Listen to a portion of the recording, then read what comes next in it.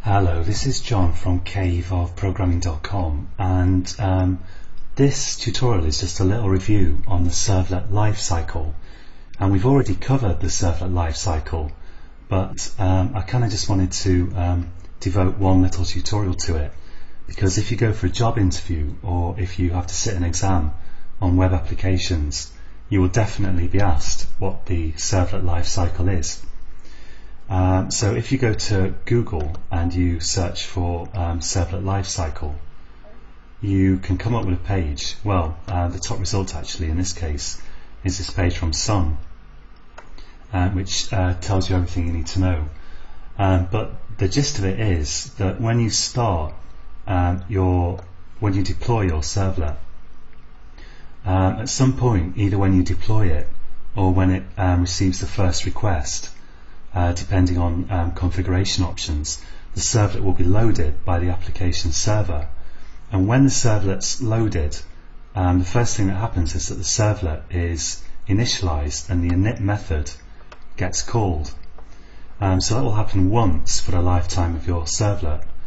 And once the init's called, it will field requests with the do-get and do-post methods. So your servlet will be loaded into memory, into the application server's memory, and it will sit there potentially for years, fielding requests as people surf your internet site. So the same servlet will be just running, and do-get and do-post will be called whenever someone invokes that method via doing something in their browser. And finally, when your servlet is kind of undeployed, when it's shut down, or let's say your application is shut down, or even the server is shut down, in theory at least, the destroy method will be called. And I say in theory because your servlet could crash, or the application engine could crash, or something like that. But in theory, destroy will be called. So basically, your servlet's loaded and the servlet object is actually instantiated. The init method is called, and then it just sits there in memory, fielding requests with do-get and do-post. And finally, when the servlet is shut down, the destroy method will be called, or should be called in theory anyway.